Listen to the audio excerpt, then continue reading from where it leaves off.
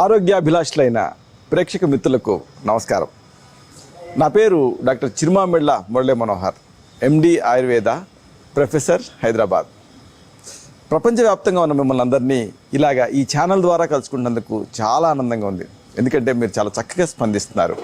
ఈ ప్రోగ్రామ్స్ని, ఈ వీడియోల్ని మీ సర్కిల్స్తో, మీ ఫ్రెండ్స్తో, మీ బంధుమిత్రులతో షేర్ చేసుకుంటున్నారు. అంటే మీరు చాలా బాగా ఇన్వాల్వ్ అవుతున్నారు. చాలా చాలా సంతోషం. ఇక మూలికా మర్మాలు అనే ఈ సిరీస్లో మనం మన చుట్టుపక్కల కనిపించేటువంటి మొక్కల్లో దాగున్న ఔషధ రహస్యాలు తెలుసుకుంటున్నాం. ఈరోజు మనం తెలుసుకోబోయేది ఎంతో ఆసక్తికరమైంది, అందరికీ అవసరమైంది. ఇదే కరక్కాయ. కరక్కాయ కన్నతల్లి అంటారు తెలుగులో.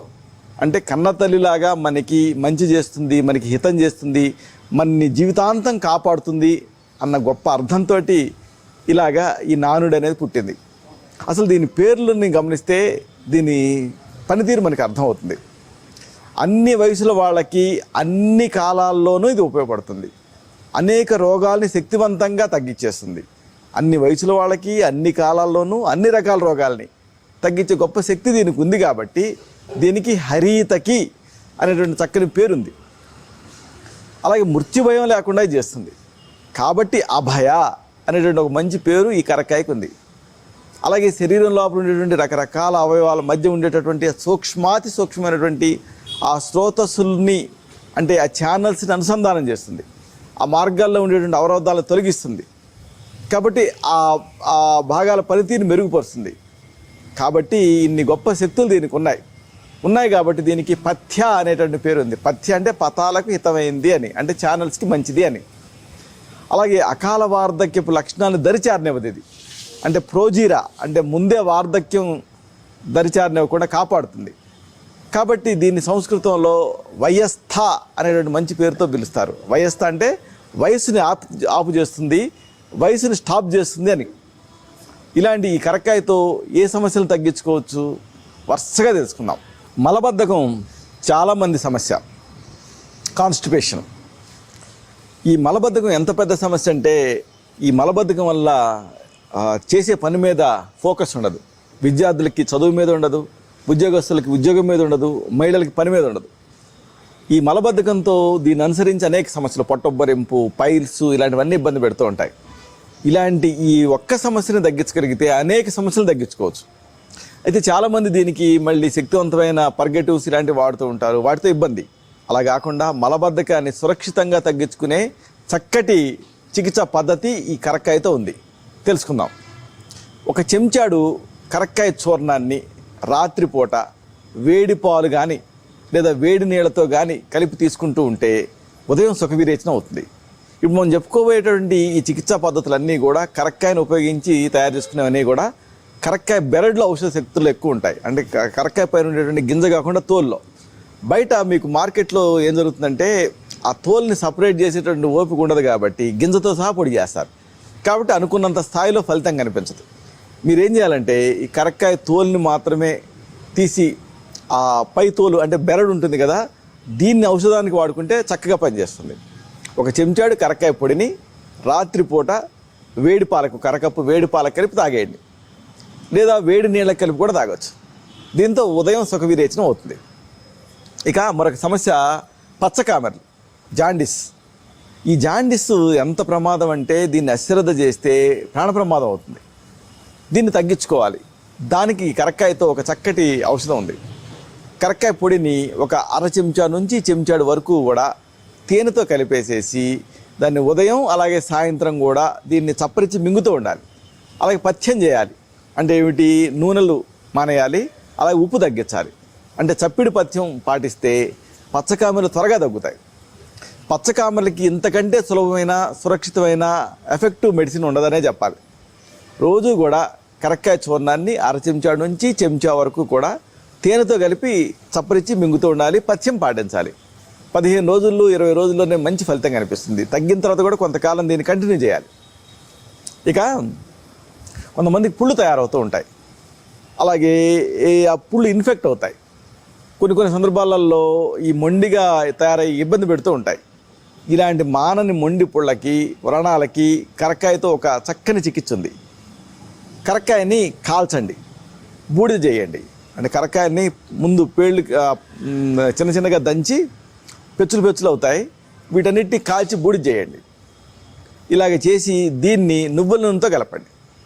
కలిపి ఎక్కడైతే మీకు పుండ్లు తయారయ్యాయో అక్కడ లేపనం చేస్తూ ఉండండి. ఇలా చేస్తే రెగ్యులర్గా మీకు ఎంత కాలం నుంచి ఇబ్బంది పెట్టేటటువంటి మొండి పుళ్ళైనా సరే, వ్రణాలైనా సరే డెఫినెట్గా తగ్గుతాయి. నాన్ హీలింగ్ అల్సర్స్కి, చర్మం పైన తయారయ్యేటువంటి పుళ్ళకి ఇది ఒక అద్భుతమైనటువంటి చికిత్సా ప్రక్రియ. కరక్కాయని కాల్చి ఆ బూడిద చేసి ఆ బూడిదని లేదా ఆ చూర్ణాన్ని నువ్వుల నూనెకి కలిపి దాన్ని ఎక్స్టర్నల్గా లేపనం చేస్తూ ఉండాలి. మానని మొండి పుండ్లు తగ్గుతాయి. ఇక ఇదంతా ఒక ఎత్తు అయితే చాలామంది నోటిపుళ్ళతో బాధపడుతూ ఉంటారు.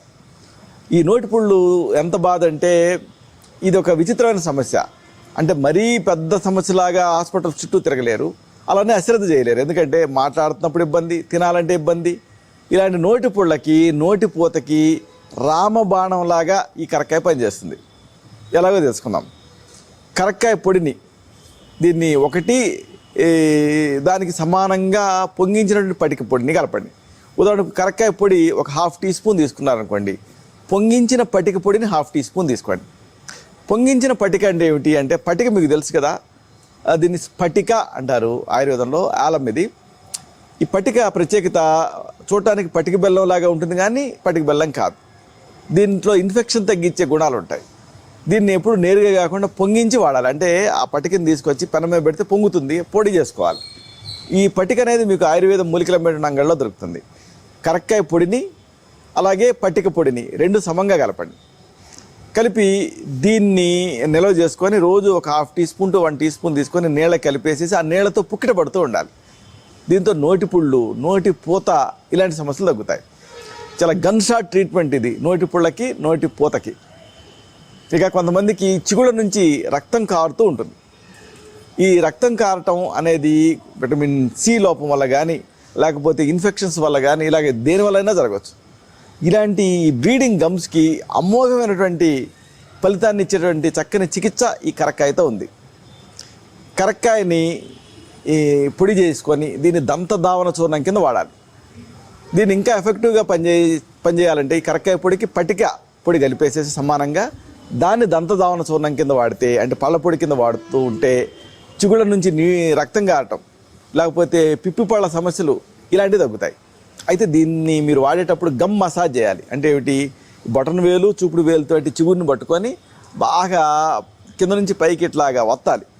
అలాగే పక్కలకి బాగా ప్రెస్ చేస్తూ మసాజ్ చేయాలి.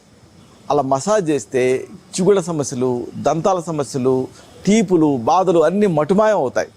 చాలా ఎక్సలెంట్ మెడిసిన్. కరక్కాయ పొడి, పటిక పొడి సమానంగా తీసుకొని పళ్ళ పొడి కింద వాడుకోవాలి. ఇక చాలామంది సమస్య కాళ్ళ పగుళ్ళు, కాళ్ళు బద్దలుగా పగులుతాయి. ఎంత ఇబ్బందిగా ఉంటుందంటే నిద్రలో ఆ దుప్పటి దీనికి పగుళ్ళకి తట్టుకుంటుంది. దీంతో నిద్ర పట్టదు, అంత పెద్ద సమస్య ఇది. అలాగే ఒక్కోసారి దాంట్లోకి ఇన్ఫెక్షన్ చేరి, ఫంగస్ చేరి దురదలు, నొప్పులు, మంటలు కూడా వస్తూ ఉంటాయి. ఈ కాళ్ళ పగుళ్ళని ఎలా తగ్గించుకోవాలి? కరక్కాయతో ఒక అద్భుతమైన ట్రీట్మెంట్ ఉంది. కరక్కాయ బెరడు అంటే కరక్కాయ పైన ఉండేటువంటి ఒలుపు, ఆ కరక్కాయ కండ భాగం ఉంటుంది కదా, దాన్ని పొడి చేసుకోవాలి. దీన్ని ఒక భాగం తీసుకోవాలి. కిళ్ళీల్లో వేస్తారే కాచు, ఆ కాచు చూర్ణం ఒక భాగం తీసుకోవాలి. రెండింటినీ కలిపి నిల్వ చేసుకోవాలి. అంటే కరక్కాయ బెరడు చూర్ణం మీరు ఉదాహరణకు ఒక 50 గ్రాములు తీసుకున్నారనుకోండి, కాచు అంటే కట్ట ఆ చూర్ణాన్ని కూడా మీరు 100 గ్రాములు తీసుకోవాలి. 2 కలపాలి, ఈక్వల్ ప్రపోర్షన్స్ కలపాలి. కరక్కాయ పొడి 50 గ్రాములు తీసుకుంటే కాచు పొడి 50 గ్రాములు కలపండి. ఈ కాచు ఇదేంటంటే దీనికి కూడా ఇన్ఫెక్షన్స్ని, తర్వాత పుండ్లని మాన్చేటువంటి శక్తి ఉంటుంది. కిడ్నీల్లో వేస్తూ ఉంటారు. ఇది మీకు ఆయుర్వేద మూలికల షాప్లో దొరుకుతుంది. ఈ రెండింటినీ సమంగా కలిపి నిల్వ చేసుకొని కాస్త కొబ్బరి నూనె కలిపి పేస్ట్లా చేయండి. దీన్ని కాళ్ళ పగుళ్ళ మీద పూస్తూ ఉండండి. క్రమంగా ఈ కాళ్ళ పగుళ్ళు తగ్గుతాయి. ఇది పూసుకొని ఆ తర్వాత సాక్స్లు వేసుకుంటూ ఉంటే మంచి ఫలితం ఉంటుంది. 10-15 రోజుల్లోనే కాళ్ళ పగుళ్ళు తగ్గిపోతాయి. ఇలాగా ఈ కరక్కాయను ఉపయోగించి అనేక రకాల సమస్యలు తగ్గించుకోవచ్చు. నిజానికి ఇంకా అనేక సమస్యలలో ఇది ఔషధం కింద పనిచేస్తుంది. తిరిగి ఇదే కార్యక్రమాల పరంపరలో మనం కలుసుకున్నప్పుడు వీటి గురించి కూడా సమగ్రంగా తెలుసుకుందాం. శతం జీవ శరదో వర్ధమానః, శతం హేమంతాన్ శతం వసంతాన్. 100 శరత్తులు, 100 హేమంతాలు, 100 వసంతాలు వర్ధిల్లుతూ జీవించండి. శుభం.